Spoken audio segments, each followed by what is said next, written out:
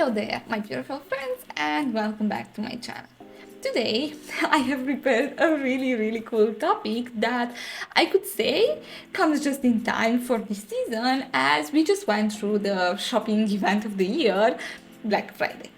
So, in today's video, we will go through an article called The Billion Dollar Missed Opportunity from Built for Mars that points out the flaws in Zara's websites and presents the missed opportunities that they have because they do not have invested in or designed a better online shopping experience.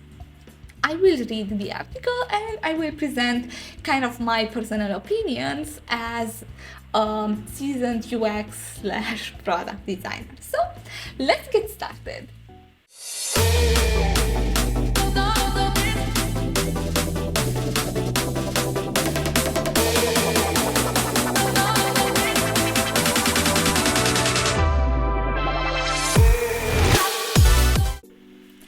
Okay, so as I said, you will find this article on Built for Mars. This is a really cool website. You should check it out because it covers a lot of UX related topics. And this article, The Billion Dollar Missed Opportunity, pretty much covers the website that Zara has. So maybe before we get started or we dig in any deeper, I would like to kind of point out that I am personally not a fan of Zara's website either, because I find it, first of all, the biggest problem that I have with their website, it's not even the website itself, but oh my god, the photos. And I have a video that presents just that it's like pretty much crazy, right? You can see, so I will go with this from the start, and it said something like this. It's in Romanian, but I can translate for you. When you're on Zara's website and you want to see how the jeans would fit on the model, or it would fit on you, right? And this is what we would see, right? These are the photos that they take. Number 1, number 2, number 3, number 4. Should I continue? This is how everything looks on their website. So first of all, this is the number 1 problem that they have, I would say. And how I usually, or like the only reason that I ever use their website is when I go in the store, I find something that I like, and it's kind of like reverse the whole process. I scan the tag, right? This is a cool feature, by the way, that they have, that you can scan the tag and it kind of sends you to the page of that product, so, and order it from there. That is the only way that I use their app. So yeah, I am not a fan, so I had to disclose that, right? And we can get started by reading this article. So, Zara generates about 60 billion annually in online revenue while closing physical stores. Their future is online. Yeah, they should have figured this out yet, no? Because every store has figured this out. And yet, they've built perhaps the worst online shopping experience I have ever used. So I would say here that maybe, so the fact that this company has so much money and they could invest so much makes this even worse, right? Because let's say if you buy from a small store which sells, I don't know, like maybe hundreds of items only per year, then obviously they do not have the resources to invest in like an amazing website, right? So there you can understand, but here, why? I don't know. Anyways, considering the sheer scale of their business, exactly what I was saying, reducing their churn or improving their average basket size by a single percentage point would mean additional revenue to the tune of hundreds of millions of dollars. One thing that I would say, I think that this is every product designer dream to work on maybe a product that has this scale, right? Because you can always, like, first of all, you put your design in front of like millions of users, right? And then you can run all kinds of experiments. You can A/B test your solution. You can keep an eye always on your analytics and understand where the points of friction are. So honestly, I would love to work on this. So I don't know. I would also like to hear, I don't know if you know any article or video, interview, anything with a designer that worked on this website and kind of what were the challenges, the constraints, and like pretty much what are his or her opinion on this, right? We can go back to the article. Zara should have a product team obsessively optimizing, experimenting on, and seeking feedback about their entire checkout process. This is exactly what I was just saying, that if you work on this type of product, I believe that either the product designer or the PM should always keep an eye on the analytics, right? To see where are the friction points, what could be improved, where in the user journey people are dropping off. So then you can improve the experience, because any tiny improvement would bring you lots of money, right? Anyways, every incremental improvement would yield a ridiculous return of investment. Exactly what I was saying. And yet, it's borderline unusable, littered with bugs, and full of missed opportunities. Okay, hold on to your. Do you know this? Do you know this fake fur that is going viral from Zara? And I think they are referring to this. Anyways, it doesn't matter. Maybe it's just something that you all fashionistas know about. But anyways, it's about to get bumpy. So, case study. Zara designed their website with chaos and madness. What kind of UX UI is this? Yeah, let's go through all of these slides.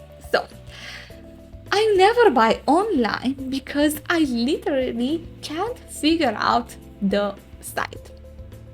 Yeah, it's awful. I can give you an example from my personal experience. So I saw a brush that I liked on someone's story, and I was like, oh my god, I'm gonna go to the website and find it and just see how it looks. And I was like, I'm just gonna search in accessories. And I looked and I looked and I looked and I looked everywhere and I couldn't find it. And I was like, but it should be here because someone just literally just bought it, right? And after I went through all of these images, I just searched, and I searched by like some sort of combination of keywords. And then guess why I didn't see it? Because it was like their image was not even like, you couldn't even see the brush on the initial image. And I was like, yeah, makes sense. Not even when you're looking something that you know how it looks like, you cannot find it. How about when you just want to browse and see what would you like from their website? Impossible. Anyways, let's go to the next slide. Who is doing UX on Zara's website, and have they ever used a website before? Yeah, well, maybe because there are so many online stores nowadays, you know, you can, if you start from scratch, you have so much inspiration and you can see what it works and what it doesn't work for others, and you can, you know, learn from what others did. Just a thought. Anyways, let's continue. It can't be that bad. Yeah, the first thing you'll notice is that almost the entire screen has a video background. Yes, would you like us to go on Zara's website right now? Let me just Yeah, let's do that. Just one sec.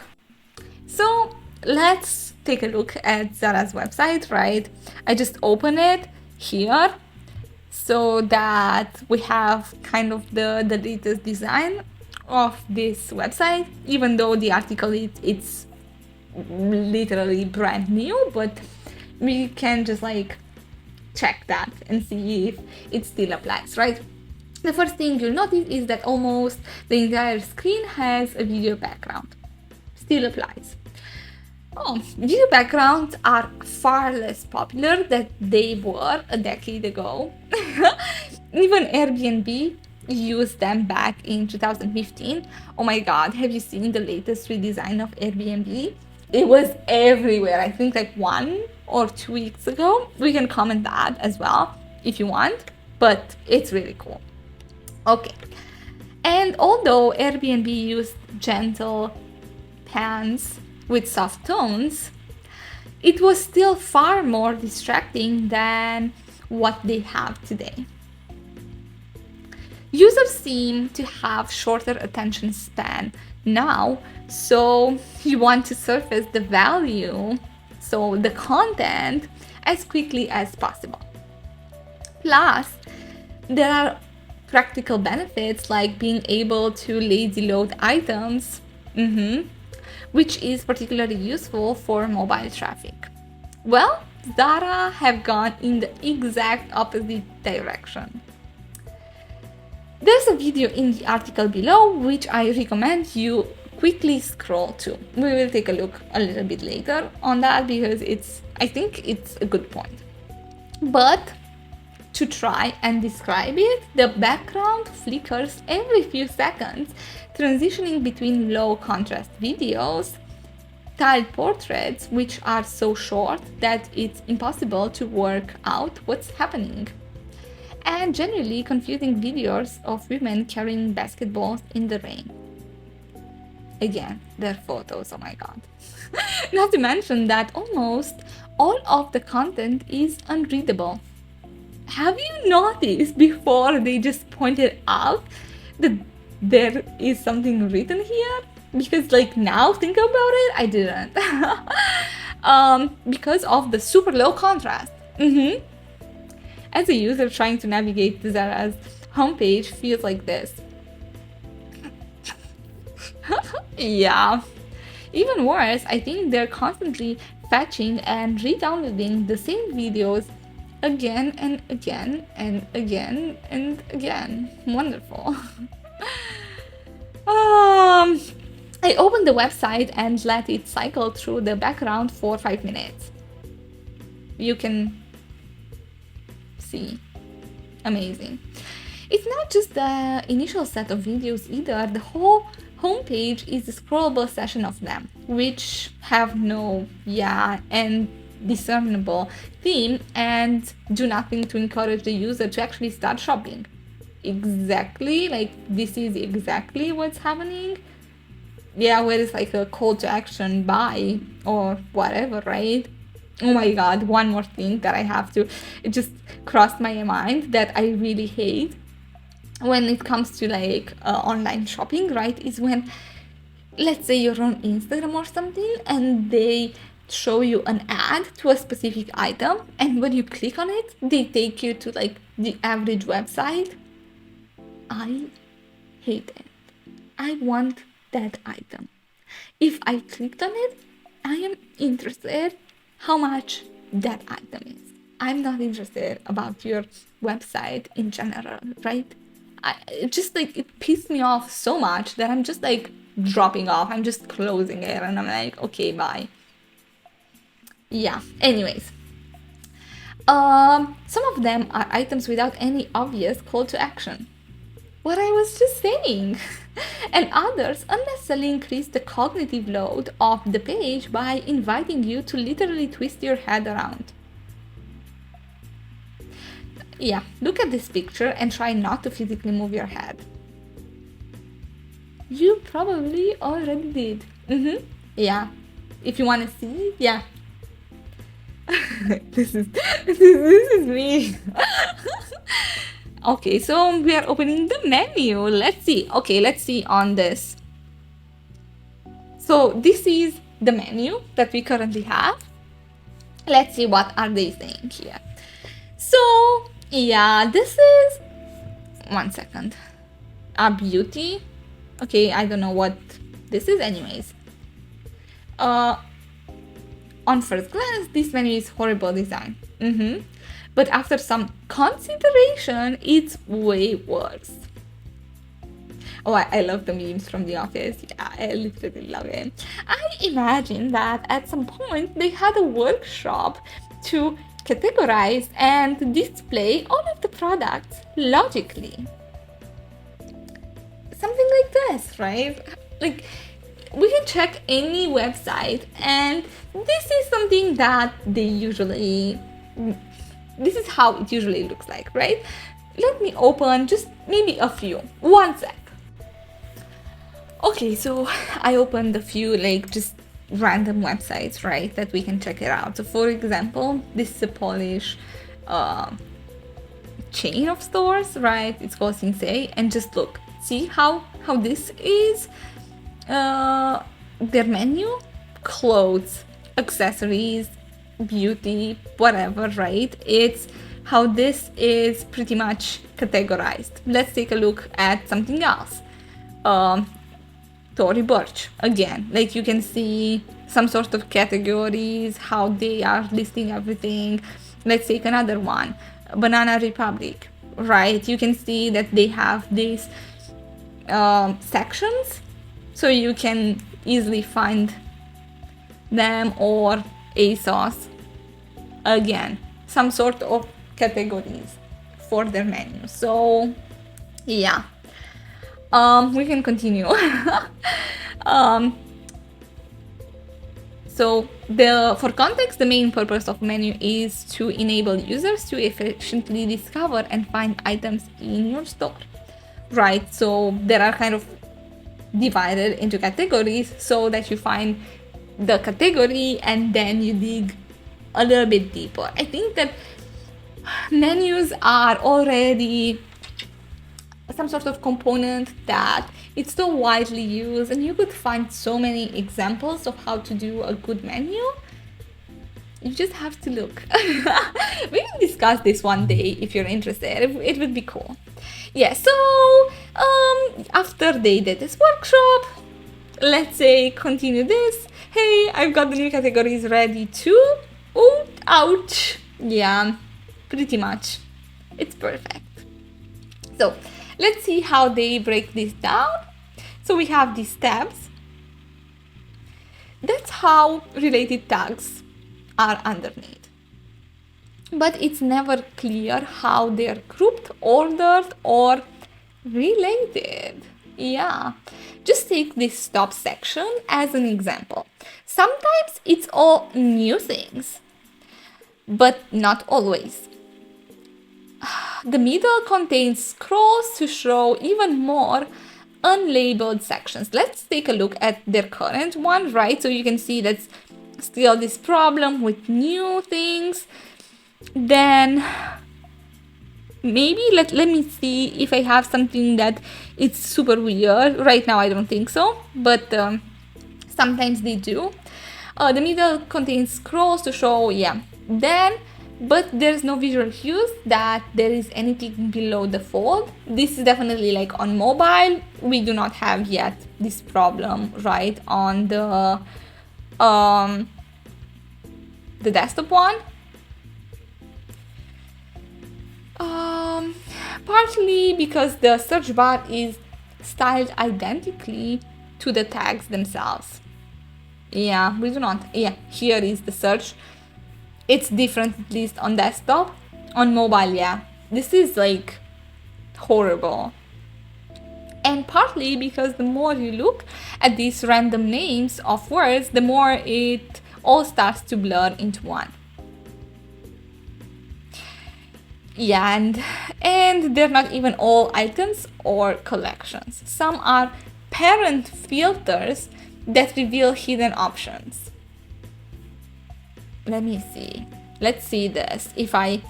Let me just go here, whatever. Let's just try something. If I can do that. Okay, never mind. Oh, this is like a catalog or something. Let's go back. um, some are even pages. I don't know. I never know. I joined life. It's exactly maybe about the company, but careers. Pages that live inside these tabs. Not good. To make it worse, this is all dynamic. For example, maybe we can discuss this to make it even more clear why this is a problem. I don't know if you ever went to like a website and search for the job section. Would you think of looking like, oh, I'm just gonna go into their product somewhere and there is where they would have like their job board? No. Usually they have this in About Us, in the footer, or like special section. Definitely not like this. To make it worse, this is all dynamic. So what exactly does that mean? That every few hours the items are all reorganized. So what you might think, what is the problem with this? Let's say that you went to this website, you found something that you liked, and you kind of remember the path that you took, what you clicked on to get to that page, and let's say you didn't add it in your wish list, in your cart, whatever. What if you try, I don't know, tomorrow to come back and find it? That path that you initially took, it's not gonna work, because maybe you're not gonna find it here, exactly the tab, right? That sucks. I can fix this here. Let me move things around. Not only do specific items grouping change, coats were no longer merged with trench coats, but the items themselves arbitrarily switch positions. I think this, let's see. This is cool how they highlight it here so that it's easy to understand. Same here, right? You can see kind of the order. I don't know why this happens, right? Maybe you have a I don't know what is the product reason behind this. It would be interesting to understand. Often disappearing entirely. Yeah, exactly what I was telling you. Imagine that you went yesterday on the website, you went into party and you found some sort of article, and now it's like, how exactly am I supposed to find it again? Yeah, not fun. The outcome is that users need to read through this assortment of words until they find what they were looking for. It's entirely unpredictable. And importantly, for their core business metrics, it does nothing to encourage discoverability. If you've found the one item that you were looking for, it's so difficult to imagine anybody opening this menu and thinking, okay, I wonder what else I could buy while I'm here. The ease of discoverability is one reason why Pinterest is so addictive. Yeah, on this topic, this is why Medium was also such a good platform, but now I feel like every time when I get there, it's the same content that I already saw and I do not discover anything new. We can do a video on that topic another time, but yeah. You're shown a really broad variety of items, categories, and searches. I'd never think to look for, this is how Pinterest works, right? Yeah, it gives you some kind of ideas what you could look for and what you can discover and, I don't know, get passionate about. It doesn't get any easier once you're inside category either. Everything appears to be fighting for the z-axis superiority. Let's just take a look, please. This is horrible. This should never happen. How are you supposed to click on, I don't know, sweaters?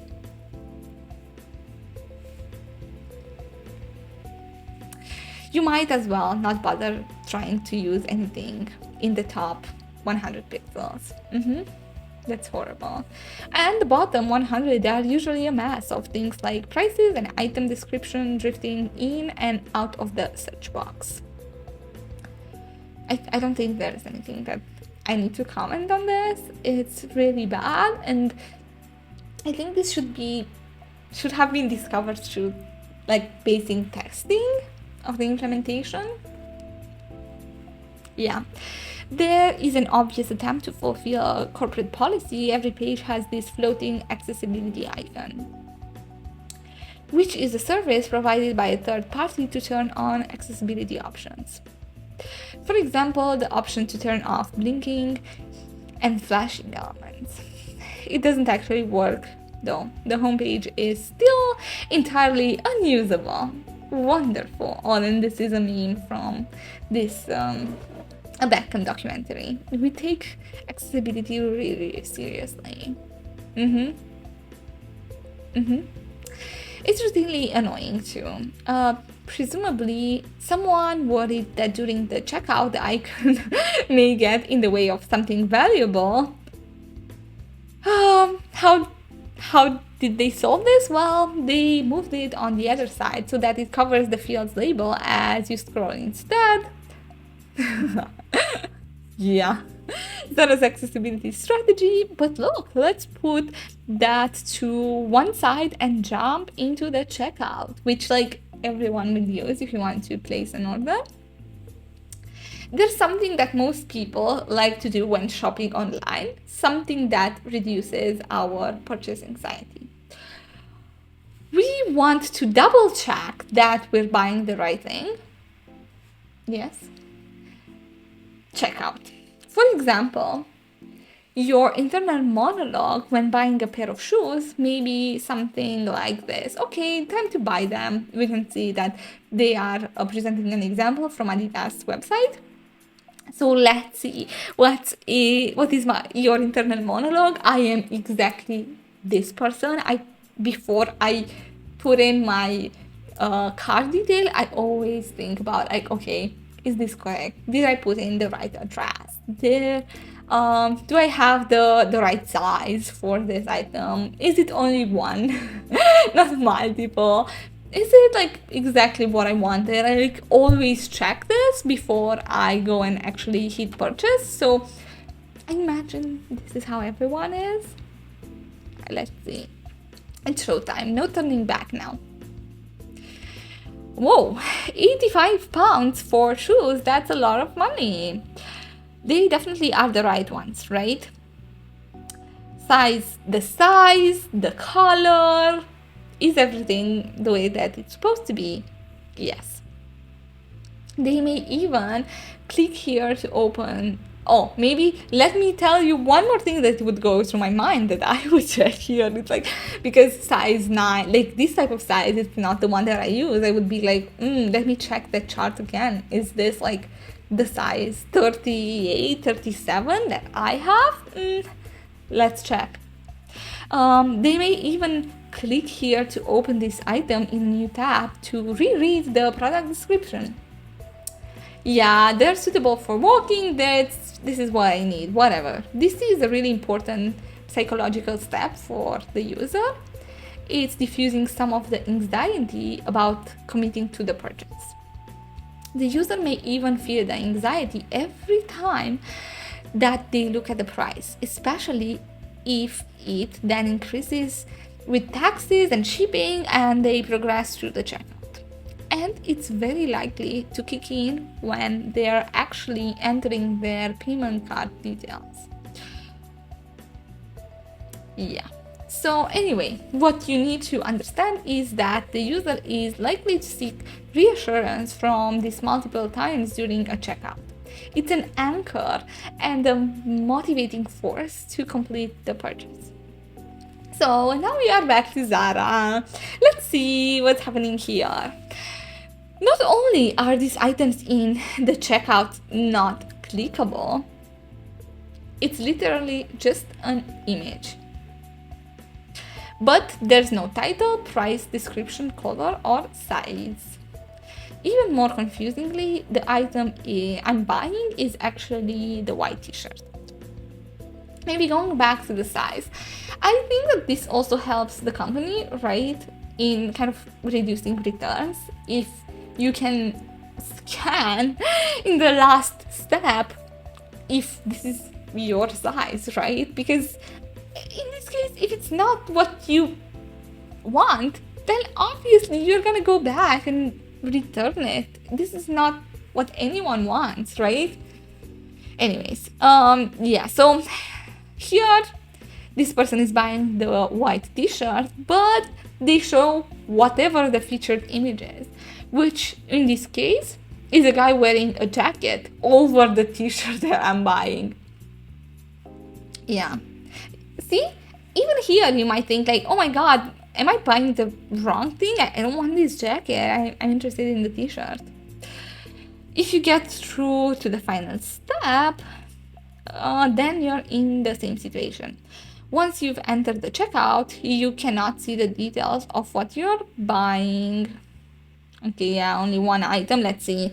You can see the deliver date. Yeah, that's all. You cannot even see like, okay, you're buying a t-shirt. Yeah, anyway.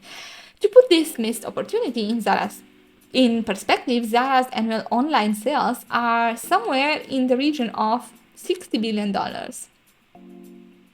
If leveraging design psychology effectively and fixing easy bugs like this one,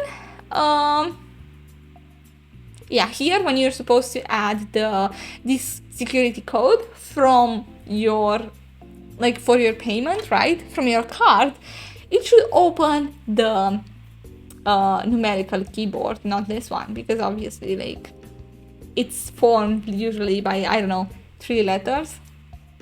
Anyways, and another one, or how the address field has the wrong font size, and so on iPhones it automatically zooms in, resulted in even a 1% reduction in churn. It would be equivalent to hundreds of millions of dollars. It's okay, I've got a different plan to boost sales. I've made this tag an unreadable yellow color. Yeah, well, yeah, I don't even know what to say. Usually, like, how about accessibility? Like, this checking kind of the contrast is like the bare minimum. Anyways, let's continue. Yeah, this is what would happen. So, let's continue with the rest of the article. Where else to start other than the extraordinary cognitive load? Let's first, I found an article that explains very well what is cognitive load, and it's like supposed to be a 2-minute read, so I'm just gonna read this to you so that maybe we can get a better understanding of what this terminology of cognitive load is, right? So cognitive load is a mental effort that takes a user to process information, reasoning, and decision making. When we learn new things, we load our brain to memorize new information. If the amount of information that needs to be processed exceeds the user's ability to process it, the overall performance suffers. The cognitive load is too high. Below, it's a screen recording of their homepage, which hasn't been sped up or edited in any way. As a challenge, try to read the text. Let's take a look. It is very difficult. I think that, I don't know, they don't want us to read this text, right? Because you cannot focus on it, then you cannot see it at certain points, so you can't do that. Let's be clear. This is a digital interpretation of a fashion brochure, and it suffers in almost every way. It's barely readable, it's distracting, it's unnecessary, and it's constantly fighting common sense and accessibility in the pursuit of being on brand. It'd be hard to justify that allowing key components to overlap, as shown in the screenshots below, has been built with user experience in mind. I don't think that this was designed this way. I just think that they haven't tested it, to be honest, very well, because this shouldn't be introduction. Let's just say that.